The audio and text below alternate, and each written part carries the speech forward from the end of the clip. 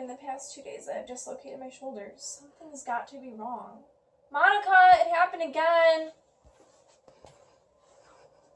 Oh no, Rachel, what's wrong? I dislocated my shoulder again. Oh man, well, let's get you to the doctors to get it popped back in. Please, can we try out this new doctor, Dr. Goodman at Rinker Memorial Hospital in Milwaukee? None of the others have been able to help. I think that's going to be our best bet. I mean, the past 5 doctors we've been to all couldn't agree on a diagnosis.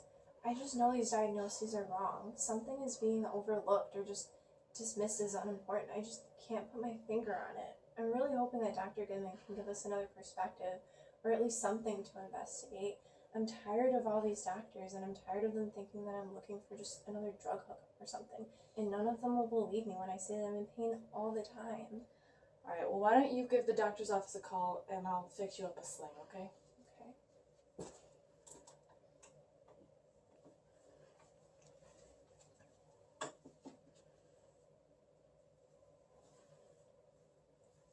Measure.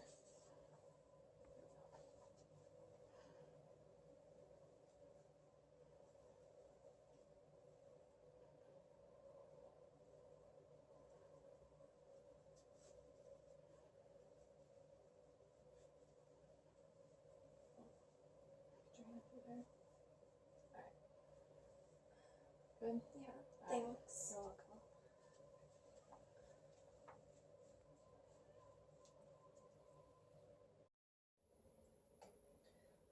Why does this keep happening to me? I feel like there's something else going on besides all these little injuries. I mean, I keep dislocating my shoulders, my ribs, my hips, my knees, even my jaw a few times. I don't know, Rachel. I don't hold much hope for this new guy, though.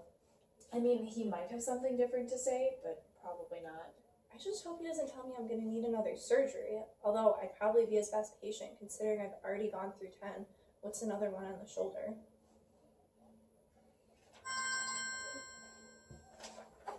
Angie's calling me. Oh yeah, I texted her so she knew she wasn't worried when we weren't home. Hi, Angie. Yeah, I'm fine. It just popped out again. We made it to RMH and are just waiting to be seen by the doctor now.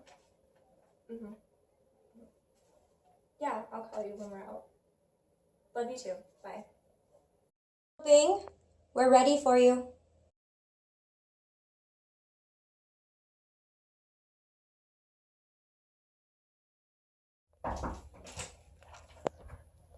Hi Rachel, I'm Dr. Goodman. So I see that you've dislocated your shoulder, and that's the 2nd time this week. Is that correct? Yeah.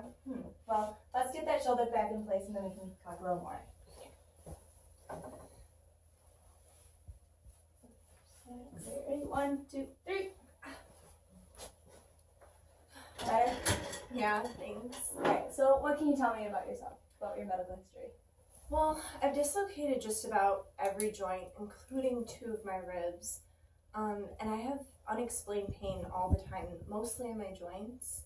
About 3 months ago, I was diagnosed with mitral valve prolapse, and I've seen about 5 different doctors, and they've all diagnosed me differently, but none of them really seem to be sure about the diagnosis.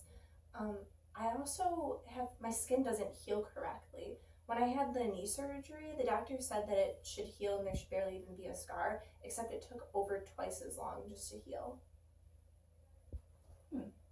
Your symptoms sound vaguely similar to something that I heard at a medical conference.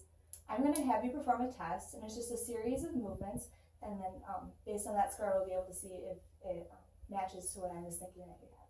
So this test is called the Barton scale, and I'm going to have Nurse Jackson come in and help you perform it. Okay. All right, I'll be right back. Thank you.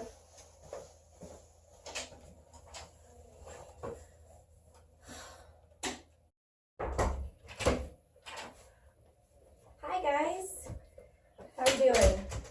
I'm even better. I'm Nurse Jackson. I'm here. I'm just gonna perform a couple of movements with you. It's going through the Barton scale, and then I'll get your score back to Dr. Goodman. Okay. So the first movement we're gonna do, I'm gonna have you take your knee and pull it as far back as you can. Good. So what I'm looking for is to see if this is less than a 90-degree angle, and since it is, I'm gonna give you 1 point. And then I'll have you do the same thing on the other hand. Okay. Perfect. That one again is less than 90. So now I'll have you take your thumb and pull it back towards your arm as far as that can go. And it touches, so I'm going to give you a point there. You're really flexible. And I'll have you do it on the other hand too. All right. Is this not normal? I've been able to do it my whole life. Most people aren't this flexible. I mean, my finger can't go back that far. Okay. I'll have you stand, and then I'm just going to look at your elbows. I'll have you extend your arm as far as you can, and I'm just looking again to see if it's past 180 degrees, which it is, so I'll give you another point there, and then I'll have you do it on the other elbow. Perfect. All right, just a couple more. The next one is for your knees, so I'll have you straighten your leg as far as you can, and again, I'm looking to see if it goes past 180 degrees, and this one does. So I'll give you a point there, and then just do it on your other leg too. All right, that one actually looks pretty normal. Okay, so then for the last one, I'm just gonna have you stand and then try and touch the floor with the palms of your hands. Wow, all right, good job. Okay, so it looks like your biting score is 8 out of 9 points. I'll get this back to Dr. Goodman, and she'll be in to talk to you in just a couple minutes. Thank you. Thank you.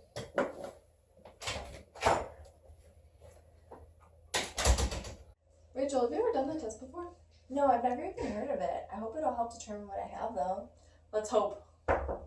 Oh, the doctor's here. Alright guys, so it looks like based on your high Brighton score and your past medical history that you have Ehlers-Danlos syndrome, or EDS. And EDS is a hereditary disease that has 6 different types, and each type has well-characterized signs and symptoms to it. I believe that you have the hypermobile EDS, which is the type 3, the third of it. All of the types of EDS are caused by a genetic mutation. And these mutations are for the defects in the collagen, which is a huge part about it's huge in the production and the interaction in your body. And so collagen is found pretty much everywhere in your body. It's mainly in your connective tissues, your GI tract, your blood vessel walls, and your skin, which is why you have such stretchy skin. There are 3 common types of EDS, which are hypermobile, classical, and vascular, although vascular is more the less common of the common types. The ways that they can be inherited are through autosomal dominant, and the ones that go with that one are the classical, hypermobility, vascular, and atherosclerosis, which are the dominant side. And then for the ones that can be inherited in the the autosomal recessive side is the dermatosparaxis and kyphoscoliosis. And unfortunately, there is no prevention for this. So what you're saying is that it's my own body attacking my own connective tissues? Not quite. It's more like the blueprint making the collagen in the connective tissue is defected, so it's not going to be making it as much. So since we were adopted by Angie when we were born, does that mean her birth parents have it since it's genetic? Absolutely, but they may not show it because it could have a mild case. So then what exactly is EDS? Well, it's for patients who experience very loose joints that are prone to dislocation and subluxation and pain in their joints. Some symptoms are the soft velvety skin, slow to heal, easy to bruise, atypical scarring, and mitral valve prolapse, all of which that you have experienced to some degree. It can also come along with complications of the GI tract, cardiac problems, and neural problems too. You could also have early onset arthritis due to the lax joints that you have. It could also lead to posterior orthostatic tachycardia syndrome, which is POTS, and autonomic dysfunction, which is common in EDS patients. Now, it's not labeled as a degenerative disease, but the body does break down from a lot of the scar tissue. But good news is the prognosis is very good. You can have a long life. So are any of these symptoms preventable? Unfortunately, no, but we can treat them. And so that's what I'd like to do. So I'd like to treat your symptoms, get you into a support group, and have you go to physical therapy. I'd also like to have you fitted for a brace that you can wear during your most active times for your shoulders, so you're not going to have the dislocation as much. And then I'd also like you to get some genetic testing just to make sure that you don't have the vascular type, because it is the more severe type of EDS. And then lastly, I'm going to have Nurse Jackson come in and give you some info on the support groups. And then when I was out there waiting for you guys to be done with the test, I found a study that showed that a lot of exercise and pain management will help you with like just moving in everyday functions. Although a lot of EDSers, which is what they like to call themselves, they tend to fear activity just because it hurts so much. But the study says that if they do like very calming relaxation activities like swimming or Pilates, yoga, that'll help a lot with your mobility. So yeah, it was great to meet you. I'm glad we figured out what is wrong with you finally. And I will be in contact with you guys in a couple of weeks to see how everything is going, alright? Alright, thank you so much. Have a great day, guys. You too.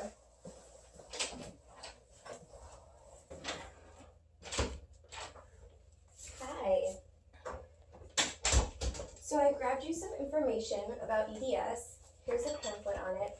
And I know that this is a lot of information to take in. So I also got you guys some information about the next support group meeting. Other than that, if you have any questions, please feel free to give us a call here. And I know Dr. Goodman will be following up with you. Wow, I don't even know what to say. Thank you. Yeah, Thank you so much. not a problem. All right, you guys have a good day. Thanks, you too. This is a lot of information to take in. This diagnosis feels right, though. I agree. I mean, I'm just proud of you. Like, you knew that there was something wrong and you pushed until you got it. I'm really proud of you for being your own advocate. Thanks. Use this information. Yeah. No way. Hi, welcome. You can sit here.